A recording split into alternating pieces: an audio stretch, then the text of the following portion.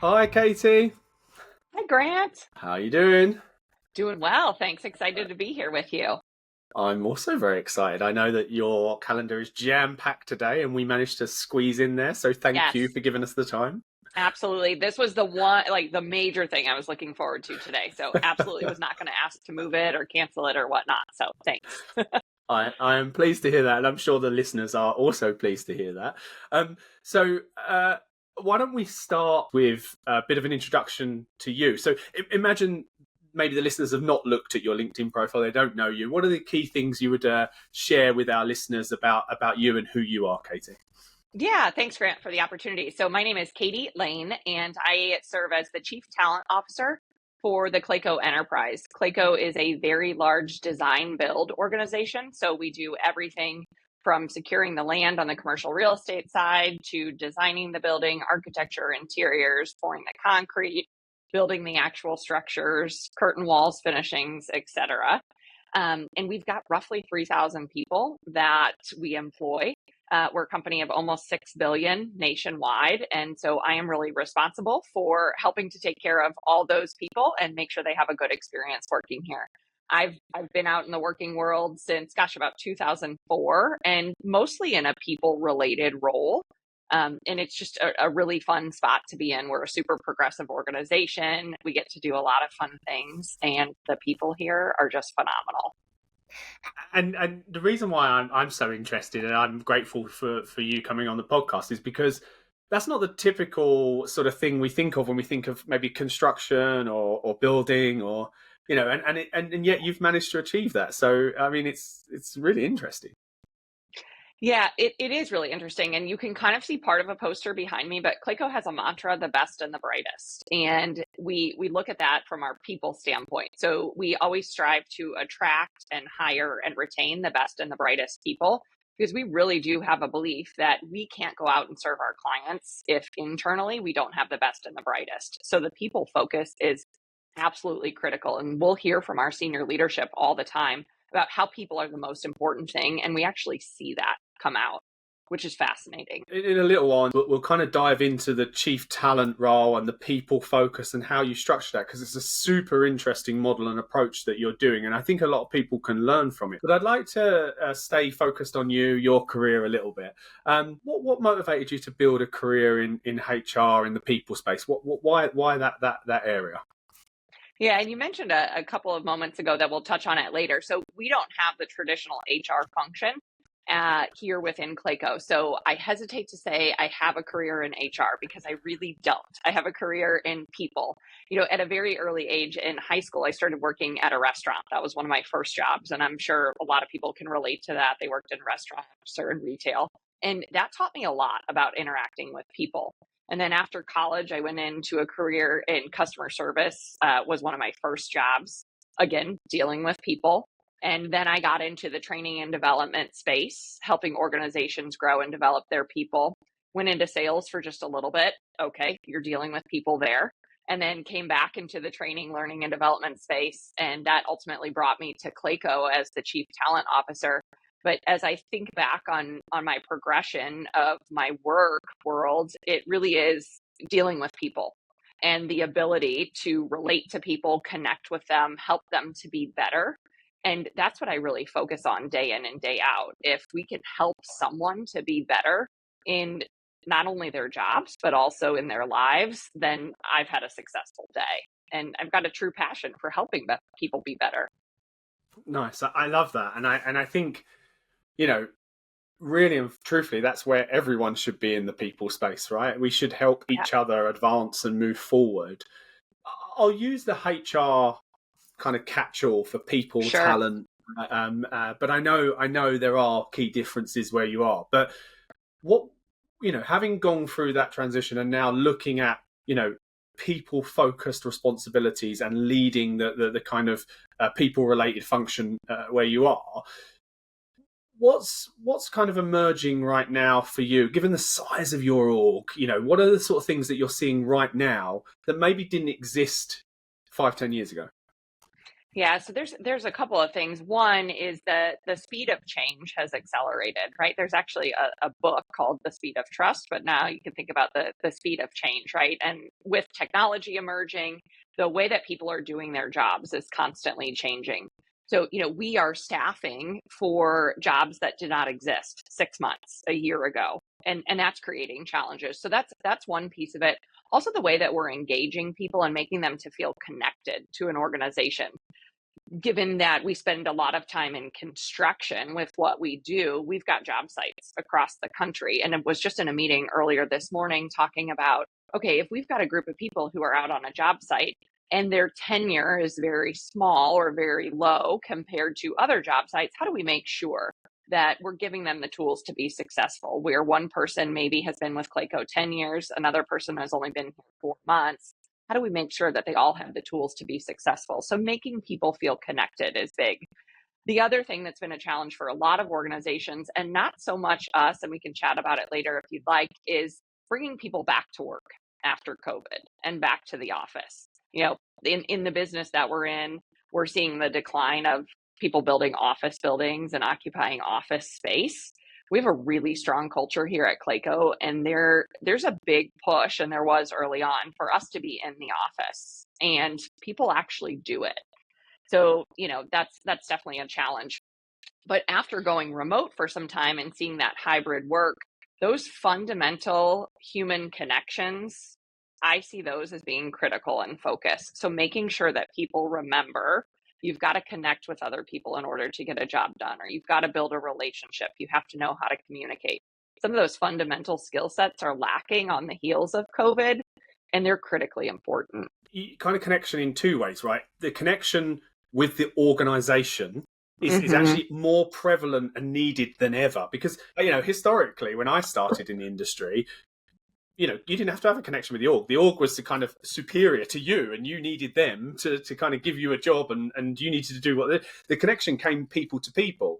We somehow lost that over the way. We're now very trying to connect on both sides, and I know the pandemic drove that a lot, but it's super interesting because there is that connection to people, but there's also that connection to the wider organization, its goals, its values, which didn't exist many years ago. Yeah, absolutely. And then I want to just tie back to another point in talking about staffing and upskilling for those jobs that didn't exist. We're expanding our workforce. Obviously, there's talent shortage throughout the world. You hear about that all the time. I think one of our areas of focus right now, too, is if you are a leader and you're staffing on your team for a role that you've never done before, and it's a new role, that's a challenge as well. So we're looking at how do we give leaders the tools to be successful, to help guide and lead teams that have skill sets that they've never even seen or they don't know how to do. And that's a perfect lead in to one of the subjects that I feel like I've spoken about so much, and I always resent having to drive. I know where you're going, I think. Well, here we go. But and it is right. It's everywhere at the moment. Everyone seems to think that AI is kind of transforming everything. I'm actually quite interested in understanding a bit more about how you're seeing AI impact your role, because one might assume that construction might have less automation or AI. I don't know, or wider kind of the wider elements of your business. Yeah, so this is interesting and very relevant, because I was just at breakfast yesterday with our chairman and founder, and we connect on a regular basis just to talk about strategy and figure out what is the latest from the people side of the business. And he was very big into mentioning, we've really got to get in front of this AI situation and figure out how it's going to change our workforce, how it's going to change our organization. And that's a big ask. And it's not just on me, it's on everyone in the organization to figure out. I like to think that the people side of a business is somewhat recession proof or somewhat change proof. Like, we are always going to need people to do our jobs. Those are not the people focused jobs are not going to go away. You can't 100% automate everything that we do in an organization. I was actually reading an article in preparation for this, and I was looking at it last night, and it was challenging people, especially leaders and leaders in the people space, to think about, how can AI enhance what you do? Or how can AI enhance what your people do? And so it's really looking at it not as a threat, but as an opportunity.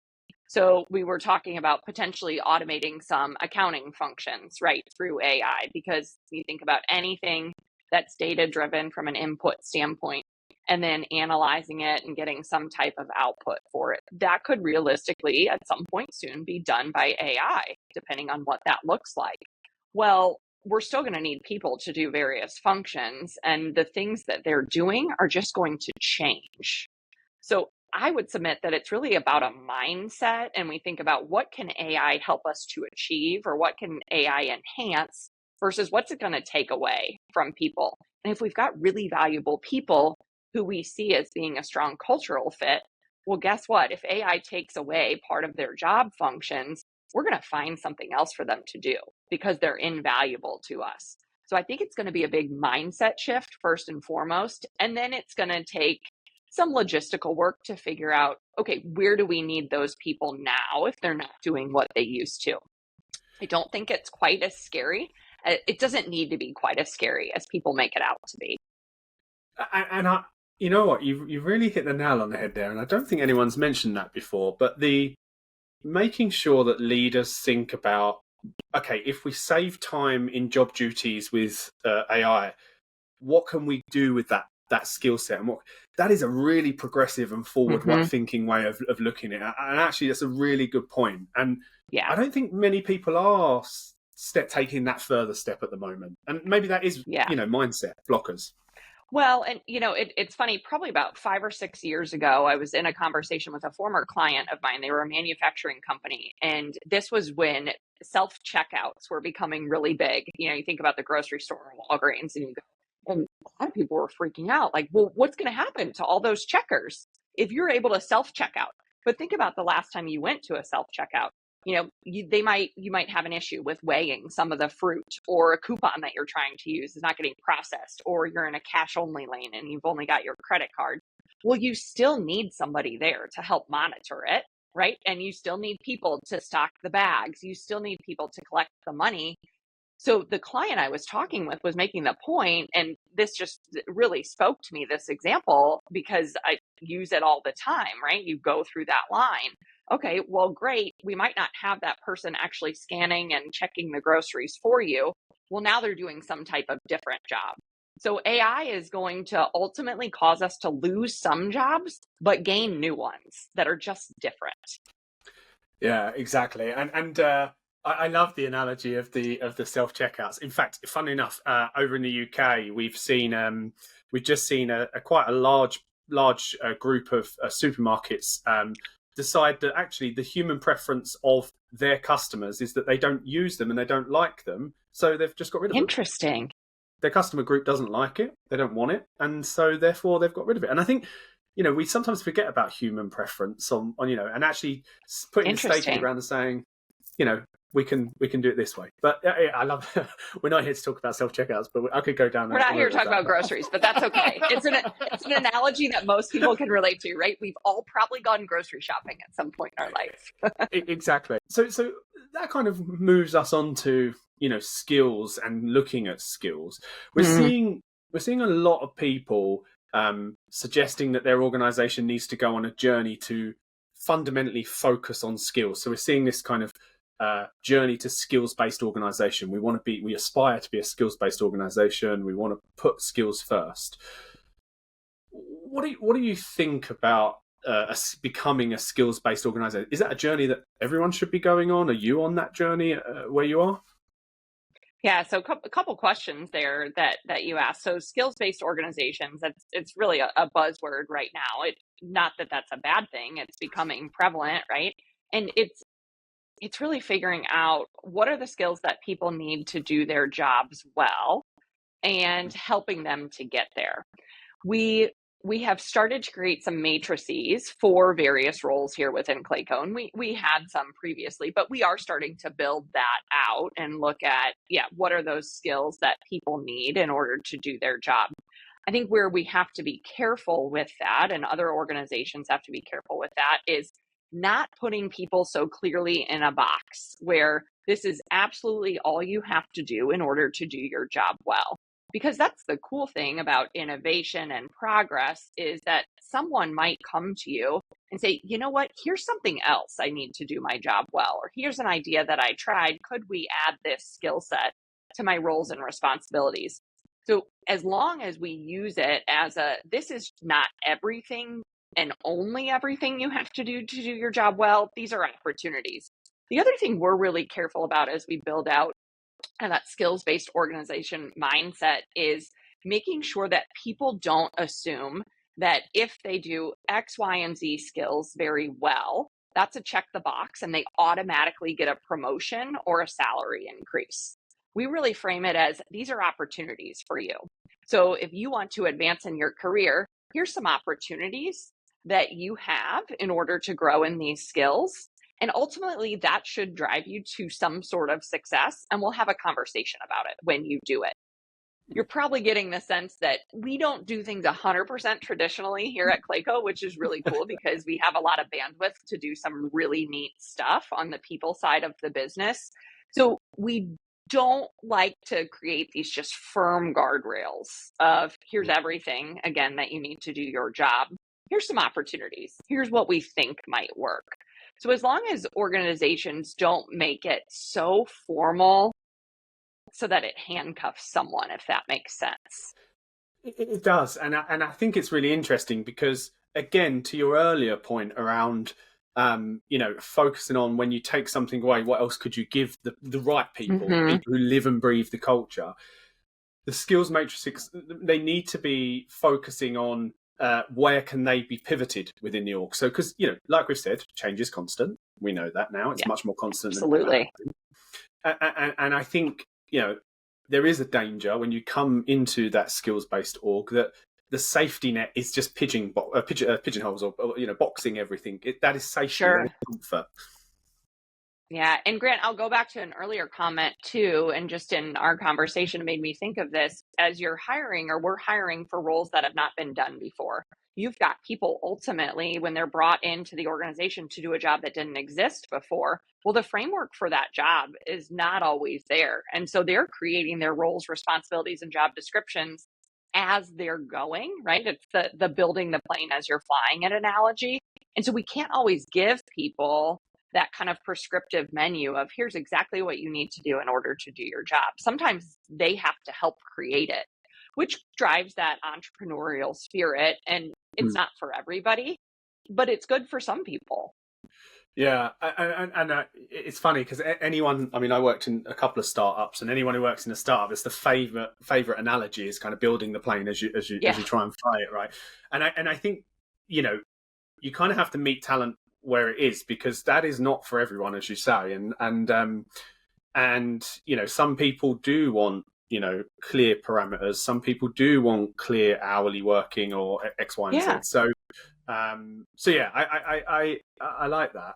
And so in terms of skills and hiring, where do you think talking about the kind of hiring for skills that don't exist, where do you think that the challenges exist right now for talent leaders, HR leaders, particularly in that space when you're looking at something that doesn't exist, potentially AI? Exactly. So it's a couple things. I think being very clear about what a leader sees the job description as, and job description is kind of a lackluster term, but what they see the roles and responsibilities of the job as, right? Yeah.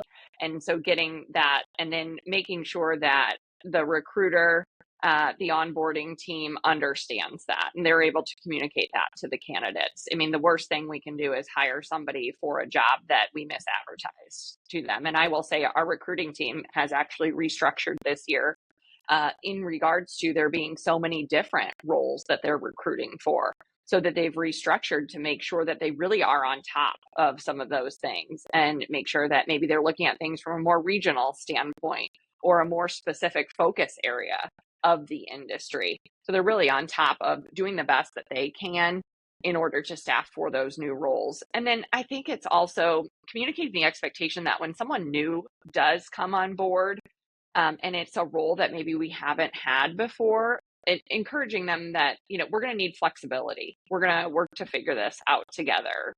And Yeah, like you said, it's not for everybody, but it can be done.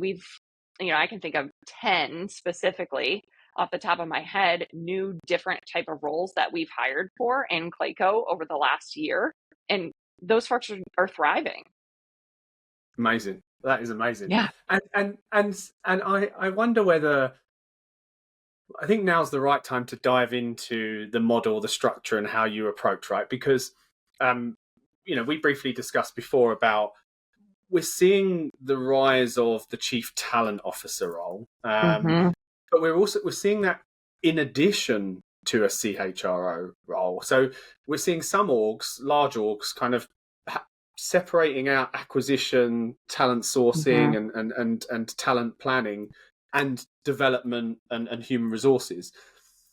I'm really interested in your take, and I know this is somewhat loaded because you are a chief talent officer in your official title. Sure. Well, yeah, I think I can and speak to how it works for us here at Clayco. So I mentioned before we started when we were just chit chatting, we don't have a traditional HR model here, and it works really well for us. And there's a couple of reasons for that I can go into shortly. But what we do have is we have like the people focus, the people umbrella, the talent umbrella, right? And so we've got a recruiting team. They are a well-oiled machine. They are amazing. They bring candidates in the door like it's nobody's business, which is great. We've got a compensation and benefits team who also do a really bang up job of making sure everybody's taken care of. We understand what the latest is, et cetera. And then we've got the talent management team, which is really focused on learning, growth, and development. And that's really what makes up the people organization within our business. So we don't have a CHRO. We kind of divide and conquer when people challenges come up. What I think that allows us to do is really focus on the people as people, or the talent as growing their talent. And so it's not just about fitting people into a mold of a policy or a procedure when it comes to the HR side of things. But what we will do if there's a challenge or an issue with someone is we'll sit down and really try to figure it out in the best way possible for that individual. So we really take it as an individual approach. To the growth and development side of things, everyone will tell you, right, with a newer emerging workforce in the next generation, one of the top things that they want in a job is career progression and the ability to grow and develop and to know what their path forward looks like. And that's one of the reasons I was brought on board at Clayco, was to build out almost that learning, training, and development vertical to give our people the opportunity to thrive here. And so I kind of want to go two different ways. So let's go. Sure. Let's go leadership first, and then we'll go to kind of structures and sustainable models. But do you think that orgs need a chief talent and a CHRO? You don't have to answer this, by the way. Or do you think that the chief talent officer is the new version? So, I've got some other friends that I network with in the industry, and we kind of keep close tabs on one another. So I can speak to two specific organizations I'm thinking of. They have a chief talent officer, one specifically. They don't have a CHRO, but they have a chief talent officer. They also have an HR department. And then I'm thinking of another one specifically where there's a chief people officer, and she has the HR function that sits under her care. But they don't specifically have a chief talent officer and a CHRO.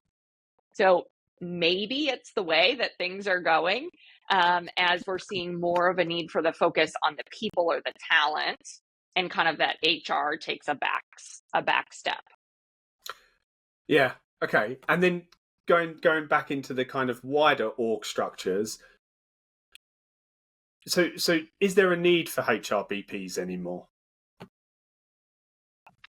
I'll tell you, at Clayco, we don't have a need for it. And a couple of reasons why we don't have a need for it. One, I mentioned kind of the divide and conquer, right? We are all, even though I mentioned we're roughly 3,000 people, like we are all very connected. The other thing is, I feel like we do a good job of empowering our leaders to handle people issues that they have. Very responsible people. They've got the tools. They know that they can call me. They can call our COO. They can call anybody they need when there's a people issue. So I think as long as An organization creates the framework to help everyone be successful when those people challenges arise. It works. Now, again, that takes some work. So I don't think an organization could today just wake up and go, you know what, we're going to get rid of the HR function. It's definitely going to take some building and some focus. But I do think there's more of a shift from the traditional HR function to more of the chief talent, the chief people side of things. Yeah, and I should caveat for all my HRBP listeners that I'm not suggesting the immediate No, culling of not all of in those the roles. least bit. I mean, But I'm go on, yeah, sorry. maybe it's just like rebranded, right? It's repurposed, like everything we've talked about. Agreed, and I think where I see HR go through a transition is actually if they focus on the employee, they focus on the individuality, the being able to bespoke. Where I think HRBPs and HR managers and traditional HR roles get the bad or negative news is where they're focused on that more one size fits all. Here's the Mm-hmm. policy. Here's the Yeah. and every HR person I speak to tells me that, right? And it's and so regardless of whether it's title or it's just about the delivery of the function Yeah. is what I'm hearing. Yeah. So the titles may be shifting, the function may be staying the same. Yeah, and you mentioned your A-star recruiting team, who are absolutely doing a wonderful job, and clearly because you're able to maintain this really progressive, best and brightest outlook with the firm. What would you say other orgs need to focus on to build sustainable talent models? Because that is what I'm hearing. People want to be able to attract talent and make it more sustainable. Yeah. So I think, it's got almost two different separations. And I talk about this. We've got the recruiting team, so they get the people here and then they hand them off. And we've got the talent management team who helps the people to be successful here. Right. So you've got to say, okay, how do we get the people? And then how do we allow them to be successful here? How do we get them to want to stay? So getting the people, we have a really robust intern program year over year. So we do a great job of attracting interns to all functions of the business. They're not just out on job sites. They're in accounting, they're in marketing, they're in different business functions, which is great. And we really do treat them as full-time team members. They come to events, we train, develop them, etc. Our network runs really deep within the industry that we're in as well. We've got a lot of seasoned people here at Clayco that know a lot of people in the industry. So, we have a good, strong brand when it comes to the recruiting. And then it's really my team's focus once we get the right people here to make sure that it's a good place that they want to stay and we give them what they need to be successful. I don't remember what your original question was, but I hope I just answered it. No, yeah, I think it's just you seem to be. It seems to be quite sustainable, the model that you've built. You seem to be hitting the kind of talent goals and the targets and still continuing to bring in the best and brightest. And I suppose, this is the thing that people are after, and I have my views. I mean, of course, this is what I do all day, every day. I sell sustainable talent models. But it's interesting that Right. what people kind of their perception of a sustainable talent model and how to get there. Because at the end of the day, this kind of stopping and starting recruiting models or the blanket kind of this is the approach we take. We build the EVP Absolutely and hope not. it's not Mhm. sustainable. No, and I think I mentioned earlier that our recruiting team recently restructured earlier this year. So we're constantly seeing things like that happening, right? So they built in some more director roles. They added almost some layers into their structure to allow some leaders to be more present in certain areas. And, so we're constantly evolving. I keep a big map basically on a Miro board that lists all of the people functions that we need to be focused on. And I'm constantly looking at it and going, okay, do we have this in the right spot? Do we need to add something? So do we need to tweak? It's that continuous improvement and knowing that as the market changes, which it so quickly is from a people standpoint, and then you've got AI coming on the scene, you've got talent shortages, you're going to always need to adjust and flex. And so just realizing that it's not a one size fits all approach and it's not ever going to be perfect. You're going to always have to change it. So I suppose from an outside in perspective, it seems like you've achieved what most people focused employees want to aim for, right? Being able to focus on the individual, bespoke to the person, and develop the best and brightest. What advice would you give someone who's maybe early in their career, maybe early 3 years in their career, just getting into the people space? What advice would you give them to kind of try and aspire to operate in a similar way? Yeah, I think it's a couple of things. Was talking with someone earlier on today, and they were talking about how, we can't expect to boil the ocean, which is just such a great term, right? You might be all fired up and early on in your career and get frustrated with something and think, well, I'm never going to be able to make a difference. Well, you know what? I tell people all the time, this is a big ship to steer, Clayco is. And so if we can make some small gains every single time that we're working on an initiative or a project, then guess what? We're in the right spot. So it's right, like that, those incremental wins. You've got to just keep on going. The other thing, and I love this, someone told me once, build your network before you need it. And that's playing in the back of my mind a lot of times. And so just connecting with people, whether or not they're people in the industry, leaders within your organization, basically seeking out an unofficial mentor, asking someone to grab coffee or lunch and see if you can learn from them. Open up your mindset. It's just that continuous growth, saying like, what can I learn? Who can I talk to?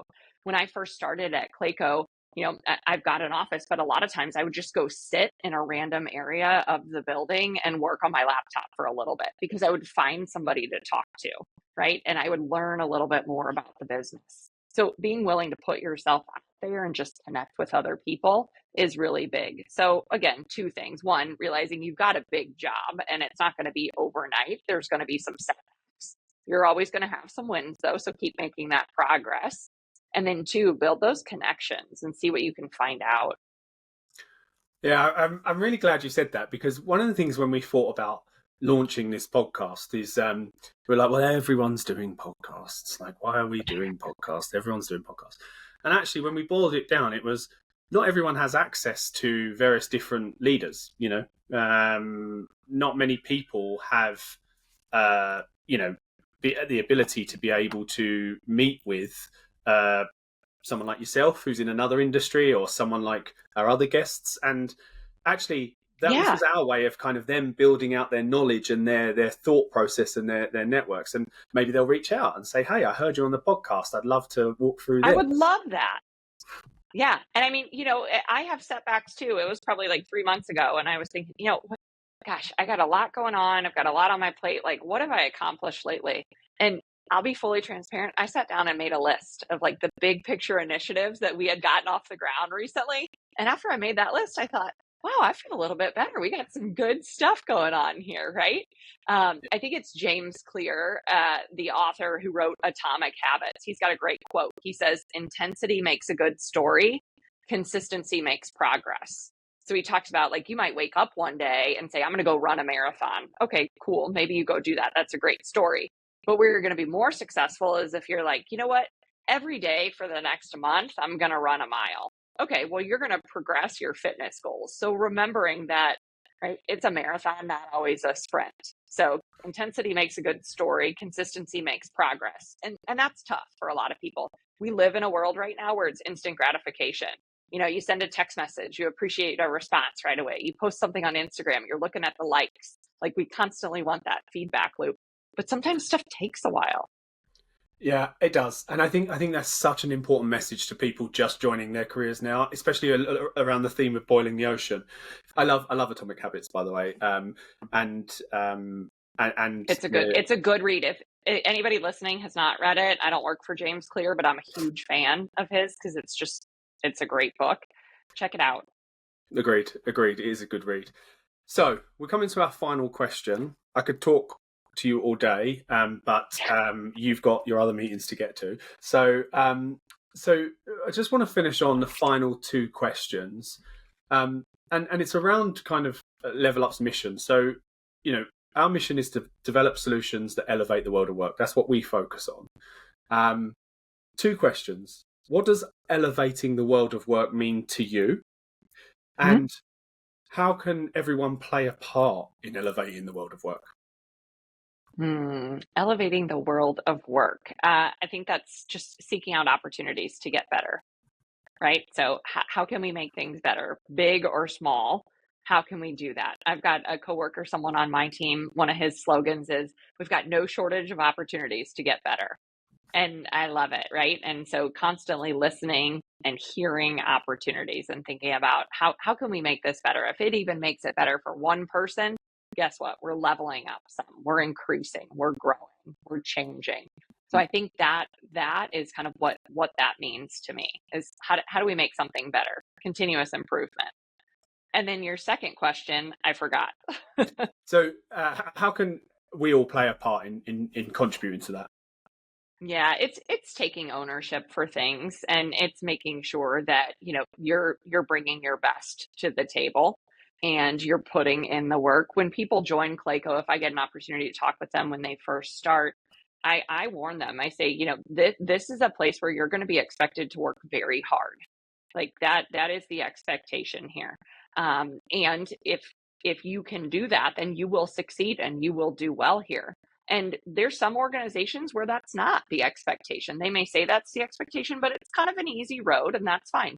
This is not one of those places. So I'm very upfront with people about that. And there are people who are driven, and then there's people who are not. So I think, taking that personal responsibility for leveling up and saying, yes, I am a person who wants to grow and develop and help make things better. Or maybe I'm not that person and that's not a fit for me. That's okay. Yeah, because the worst thing we can do is try and put square pegs into round holes, right? And I think 100%. too many do that, and that's not elevating the world of work. I think being strict with ourselves and putting ourselves in the best position, absolutely, and throwing ourselves in that's a really good answer. Katie, it has been really, really great to spend time with you. It's flown by. It has flown by. I just looked at the clock. I was like, oh boy. Really, really grateful for all your insights. I urge all of the listeners to check you out on LinkedIn, check out the company. Absolutely. And drop you a note, because I meet a lot of leaders in this space, and I really think that as an org and your approach, it's a really, really good approach and really exciting to see. So I urge everyone to check it out. And once again, thank you. Have a great day. Absolutely. Thank you for the opportunity. All right. Thanks for joining us for today's episode. Stay connected by subscribing to the Level Up With Us podcast on Apple Podcasts, YouTube, or find us on our website, leveluphcs.com. Tune in for the next episode of Level Up With Us. Until next time.